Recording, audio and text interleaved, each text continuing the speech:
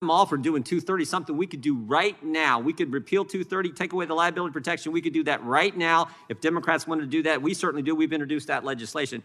I'm all for doing that. What I'm nervous about is this alliance between big government and big tech that Mr. Greenwald talked about. But I also wanted to go to Mr. Greenwald and talk about this other alliance, which I think is just as frightening, and that's the alliance between big tech and big government. Big tech and big government. In your statement, Mr. Greenwald, near the end of it, you said, a mere 2 months after Parler ascended to the top of the charts, members of Congress demanded that Apple and Google remove Parler from their stores and ban any further downloading of the app.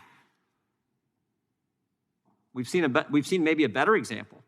Just a couple weeks ago, Mr. Greenwald, we saw 2 Democrats send a letter to AT&T telling them to take certain networks off their, not be a carrier for certain networks. And I just want to read something to get your reaction to this. Because Mr. Travis said earlier, Mr. Greenwald, Mr. Travis said, we would all be rightly concerned if government was censoring speech and not big tech.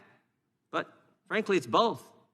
Big government censoring speech too, because we had 2 members, Democrat members of Congress, write to AT&T and they said, we want a specific answer to this question. How many of your subscribers tuned into Fox News, Newsmax, One American News, on Uverse, DirecTV, AT&T TV, for each of the 4 weeks preceding the November 3rd, 2020 election? Please specify the number of subscribers that tuned into each channel. So basically tell us who your customers are, how many you have, and what they were watching.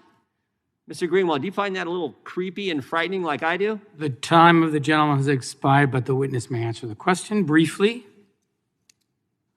Very briefly, it goes to the heart of the concern that I have, which is I think there's a huge mismatch between the rhetoric that is being offered to justify this bill and what the bill does. If the concern is the failure of local newspapers, then give them the power to negotiate collectively, but not big media, which is so often embedded in the same problems that this committee is discussing.